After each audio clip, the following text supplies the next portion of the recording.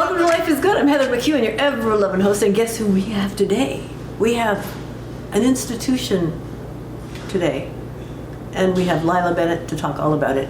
We're at Ben's house on Nelson Hill in Derby. And I've got to tell you, lives are saved here. Lives are changed here. And Lila, you've done so much. Oh, thank you so much. It's an honor to get to do the work. Really. Yeah. How did you get into it? I was working at Northeast Kingdom Human Services, and I was their marketing director. And I was curious about addiction. I'd come out of a divorce with someone who was struggling with alcohol. And I was just curious about, recovery. What does it look like? What do we do? How does it affect the mind? And I found Journey to Recovery and joined the board there. And just wanted to learn. And then through a series of all kinds of events and COVID, and Journey kind of stopped, and the director there resigned. And so there was a job posting a few months later, and I applied, and here I am. Well, that's great. Yeah. And we're at Ben's house. We're not at Journey to Recovery now, which is in Newport, but look it up. If you have a problem or if you know someone who does, it's there for you, and you're not alone. Yes, and I think I was so interested in addiction just because of how it affects the whole family, and that was how Journey, that was really the commitment that I had to recovery. We're going to do more than one show here, and we're going to be talking about Ben's house. Scott and Linda Winnick lost their son, Ben. Yes. I've done shows with Scott because of aviation, and I find him to be a man of huge energy and passion. And I've asked him to be on this show, but it's too emotional because they've lost Ben, their son. But when you do something in memory of someone you've lost, no matter how you've lost them, it helps the individuals heal, and it makes their loved one's life not in vain lost. Yes. And so Ben lives on, saving other lives. Ben lives on, and Scott came to me at Journey to Recovery and said, I have all of this pain, and I need to put it somewhere. I need a purpose. And that was right at the same time that Don and Greg Tatro, who lost their daughter Jenna, of Jenna's Promise in Johnson, Don and I had been looking at different places for sober living here, because in Newport we have Journey to Recovery, but that's for the daytime. And we have so many people, as many people know, there's like a homeless ordinance, and all of that stuff is kind of happening in Newport right now.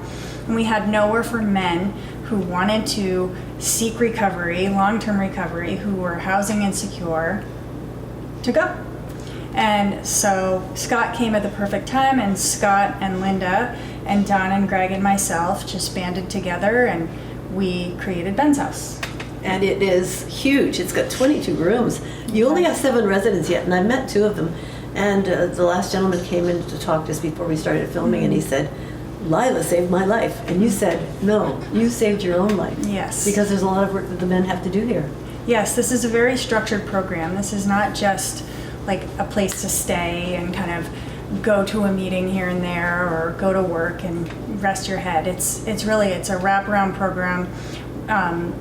Everyone, 99% of the people who struggle with substance use also have some sort of co-occurring mental health stuff going on. Everybody has trauma. Substance use is a derivative of trauma. And so we only accept people who are very interested in working on the root cause. And so that means that they're working with a mental health counselor. They're at Journey to Recovery every day that they're not at work. We also do workforce development, so helping people understand routine, helping people find their purpose, what makes your own heart sing, what are you good at? Lots of times people come here and they're like, I'm not good at anything. There's nothing I'm good at. And that's completely not true. Not yet. That's right. Every single person has intelligence and purpose and the ability to live a happy, stable life. You just need to give them the skills and tools. So this program is very structured, and that is not for everybody, because it does require them to do that inner work. And for anybody who's done any amount of healing, it's not that fun. at first. It's kind of painful to look at yourself and your destructive patterns. So That's for sure. yeah. Well, you know, there was addiction in my family. My mother was an opioid addict from the time I was 5, and she died when I was 17. Brilliant So woman. sorry. Yes. Thank you, but brilliant woman. She gave me all the love I needed unconditionally, and she was a great inspiration to me in so many ways. And I've never tried drugs because of that. But it's within me. Yeah. And no one would talk about it in the old days. It was a Right. family secret. So none of my friends at school knew anything about it, certainly, and we didn't know what was going on in their house. But we do now because they're all still talking. We say, you're kidding, you're kidding. Yeah. But now it's so wonderful that they can actually admit it, talk to somebody, Yes. and root causes. You know, if you're not admitting what's here, you can't look down here. Right. So good for you, good for them. Yeah, it is. It's giving people a place to not have to live in shame. Well, yes. And there's so much shame in this, and you know, with Ben's house residents too, a lot of times it's like they feel like they've burned every bridge. Like they don't deserve another chance, or there isn't another chance for them. And that is really where we step in and we say, no, like this is an opportunity for you to feel safe, to trust in professionals who can help you heal, that you don't have to be on guard. Nobody's going to steal from you. No. We are going to expect you to work hard. Have you lost any of them? Have they left without any healing? I wouldn't say that we've lost any without any healing. We have. You planted seeds. We've planted seeds. We have had 3 residents who did not want the level of structure that was in this program. They didn't relapse in the house or anything like that. They just didn't want to do that sort of deep work. Well, it's painful. It's painful. I believe in reincarnation. Yeah, I do too. Yes. So I think anybody who has lived with an addict or an alcoholic or both, we believe in so many chances that there has to be chance in the next life Yeah. to come back and try it all over again. Do it till you get it right. And a very wise woman once told me, we're born with all the answers, but we can't ask all the questions in one lifetime. Yeah, I agree with that. I think it's interesting, and like we don't have a cookie cutter approach either. We work with each person on what they need, and then How do you figure that out? talking to them, understanding their story. What is their pattern of behavior? What is it? You know, what are the things that what are their working edges? Have they not worked in 6 years? Do they need to learn how to go to work slowly? Are they someone who has a skill that they're really solid with? You got a car mechanic here. We do. We have a car mechanic. We have someone who does reupholstery of boat seats and motorcycles, anything like that. Really amazing stuff. There's a Power failure. it's a motion sensor, I think. This is so cool. These lights actually are all new LED lights that were installed by a resident, and they're on a motion sensor so that there isn't a switch. So Isn't that nice? people don't have to remember to turn the light switch. I have a couple of those in my house for my Airbnb guests, so they don't look for the switches. I said, oh, don't worry, when you walk out of your bedroom, they'll come on. I hide in the attic when I have company, so they can't ask me for anything. I'm out of the subject. They have to fend for themselves. But speaking of fending for yourselves, now the gentleman I spoke with just now, instant liking him. I mean, I think you can't like someone if it doesn't like themselves, and I think he's beginning to like himself. I think so. I think that this home is a place of hope. It's also a place of treating people with dignity. Like we are here to help people be treated with respect so they can learn how to treat themselves with respect. That would also work if you could pass this on to the prison system, because in Israel, they're allowed to incorporate daily living, mutual respect, and lots of responsibility within the prison system. So it's not as if they're held captive.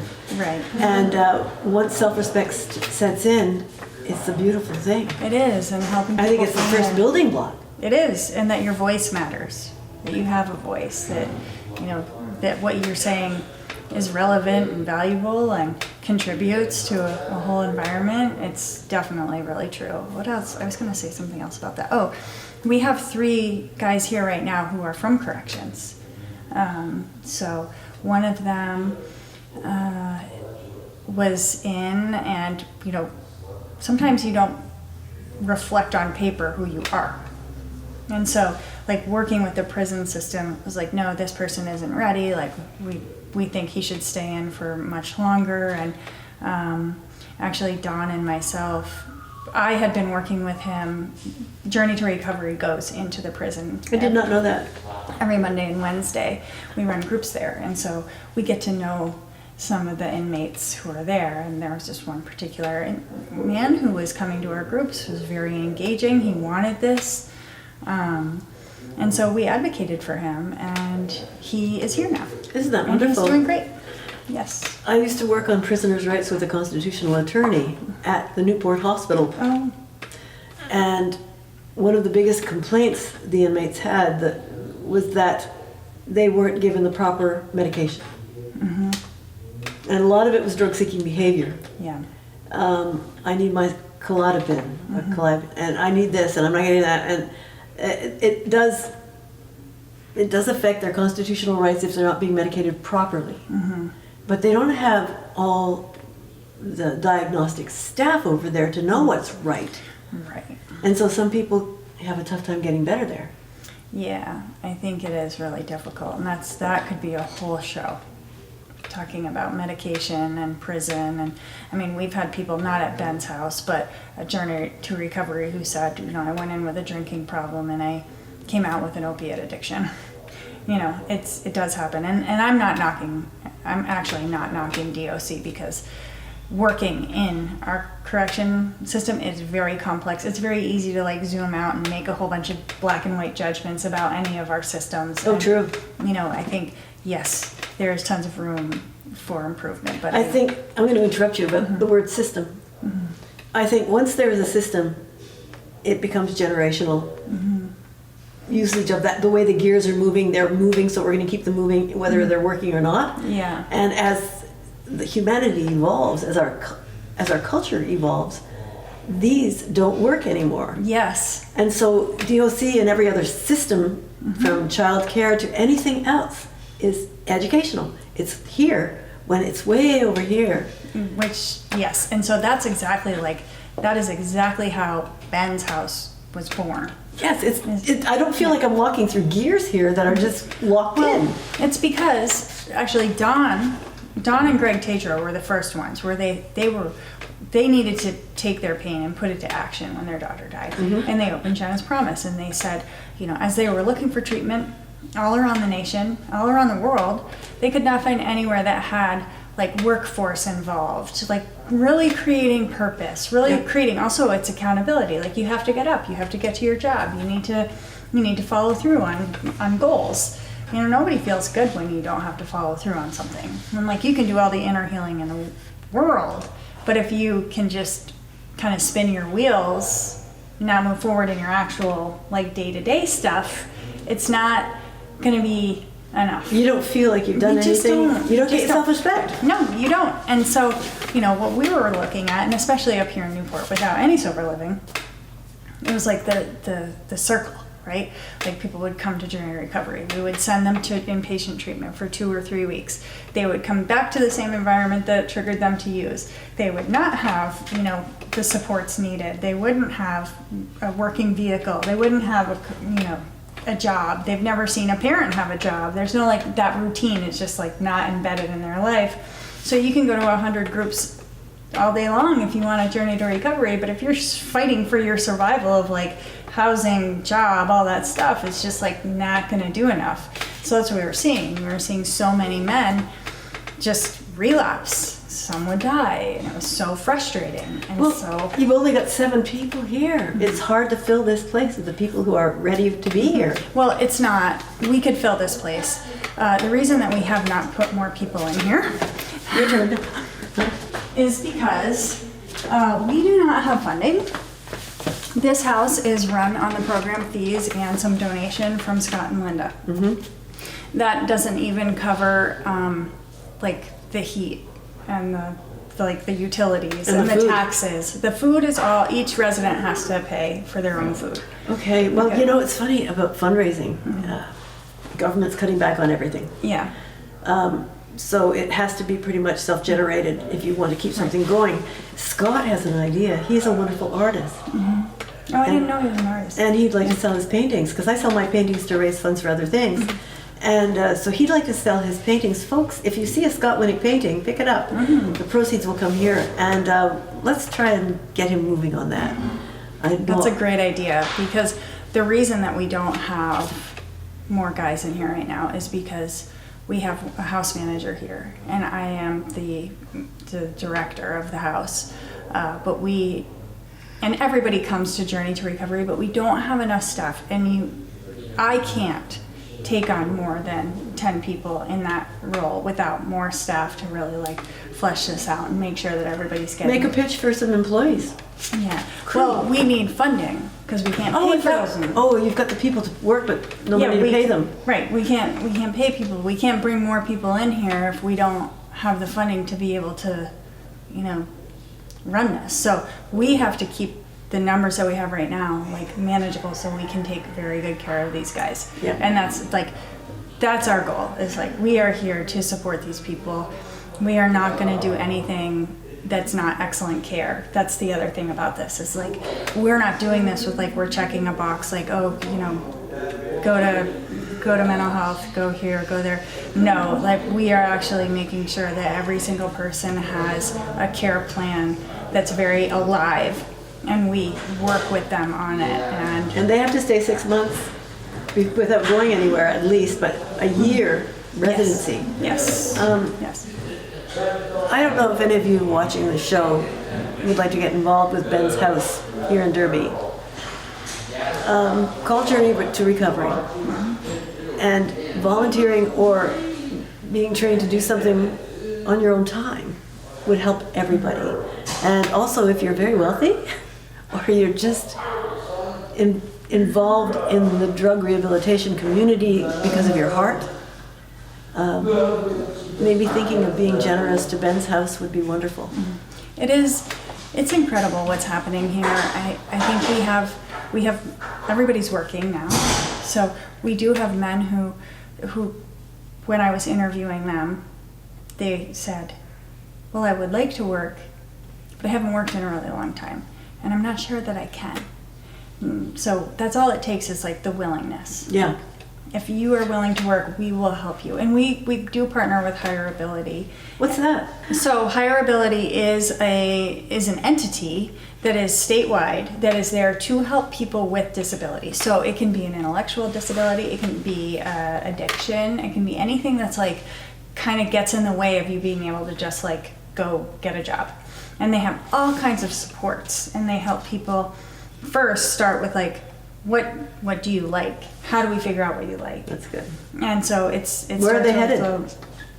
Where is who headed? Where are they? Oh, where are they located? They're right in downtown Newport in the State Building. I did not know that. And what's it called? Higher Ability. My gosh, what a great idea. Yep, Higher Ability. I don't remember their website, but if you Google Higher Ability, you'll see it. Well, that'd be great. I had no idea. How many people have they placed? Do you have any idea? Because I didn't know it existed. And it's not because I'm not looking for a job. I'm always looking for other people too. I'm self-employed. But if that doesn't work out because the Canadians aren't coming down and giving my business, I might have to go there. Yeah, it's a helpful organization, especially when you're first in recovery. It is so difficult to figure out all the places you need to call, all the phone calls you need to make. Where do you even begin?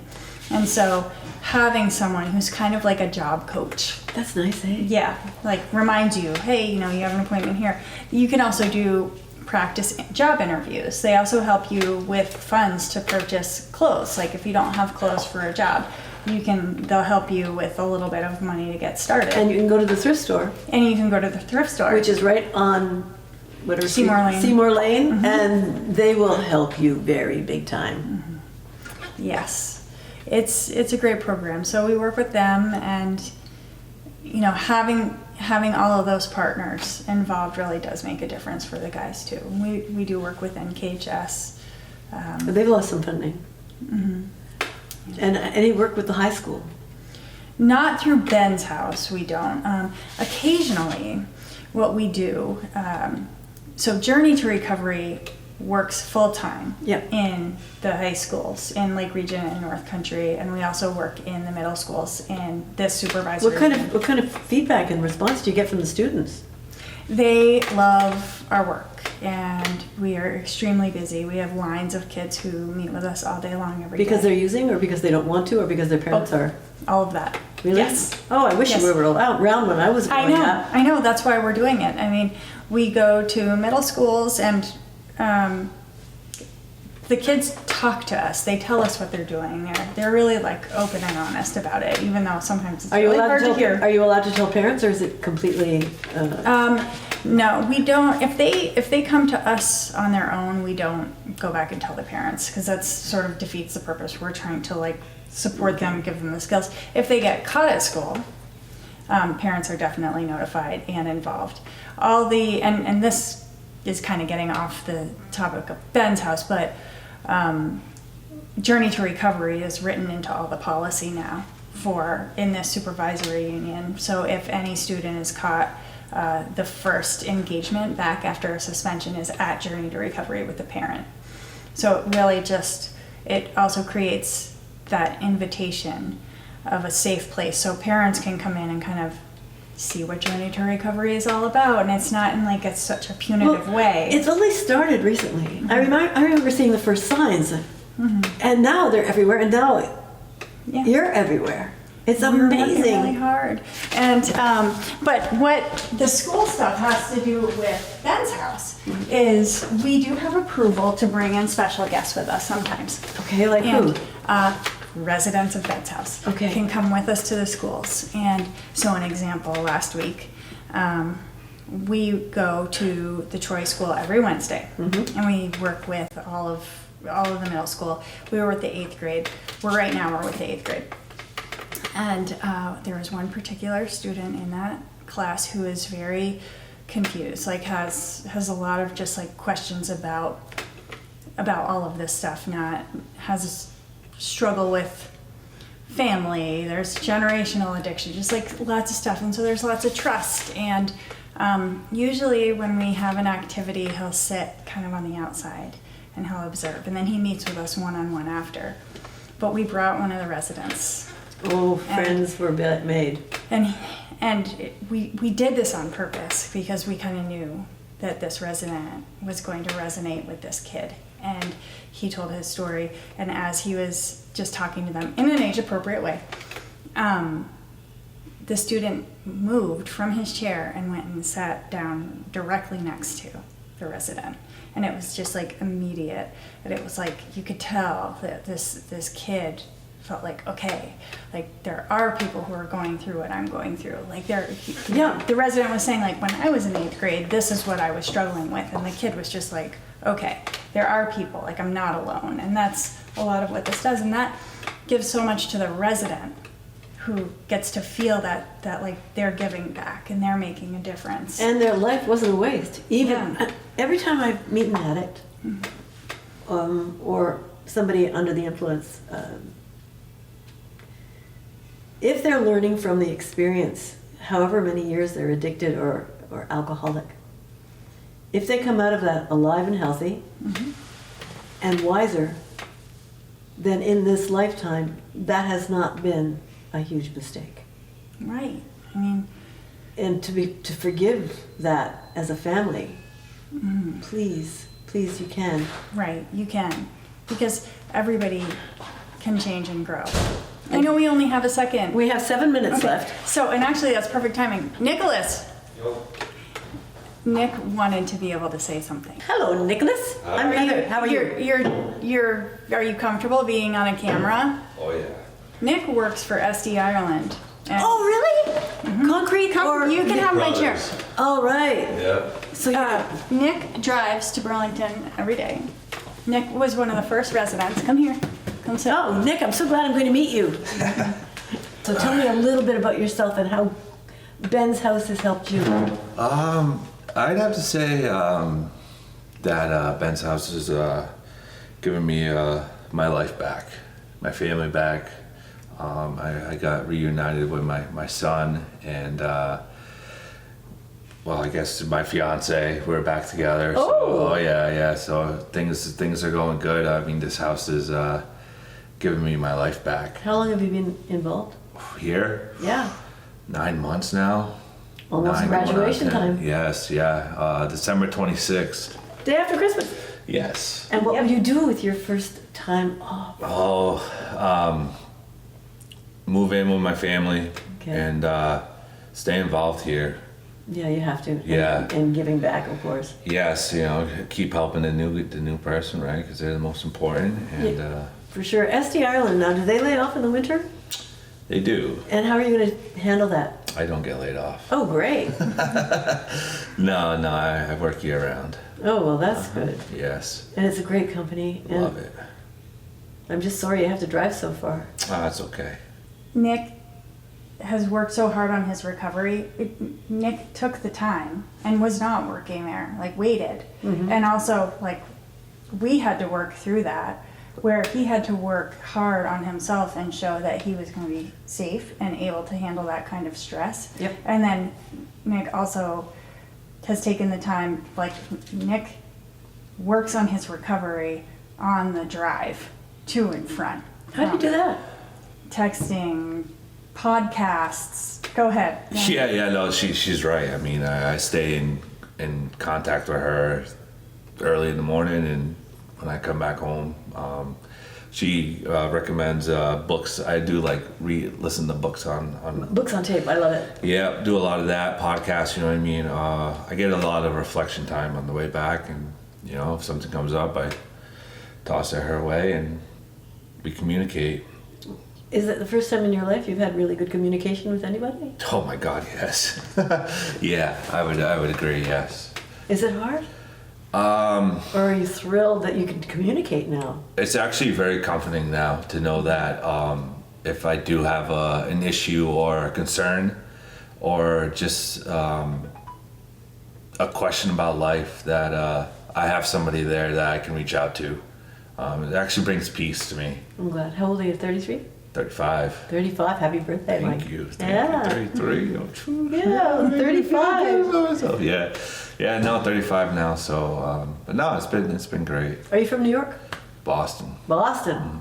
Yeah, Massachusetts, I guess. Yeah. Well, I've got a huge love affair with Boston all my life, so it's a great place. And if you're a Southie, you've had a tough time anyway. Fall River. Okay. Yeah. So, yeah, I've been up here probably, I don't know, over 10 years now. Well, I'm glad you're here. Thank you. And I really will be keeping in touch with Ben's house, and I'll hear about you and maybe interview you again. Whenever you want. I would love that. In the meantime, I've got to say, close off the show. Okay. Folks, thanks for watching this edition of Life is Good. Life is good, but it can be better. If you're having an issue with drugs or alcohol, or you just need someone to speak with, go to Journeys to Recovery, right across from the hospital in Newport. And this is a success story, but there will be many more success stories out of here at Ben's house. Thanks to Scott and Linda Winnick and Jenna's house over in Johnson for making this possible. And see you next week. Thanks for watching. Bye. Thanks, Nick. Really gonna rock tonight.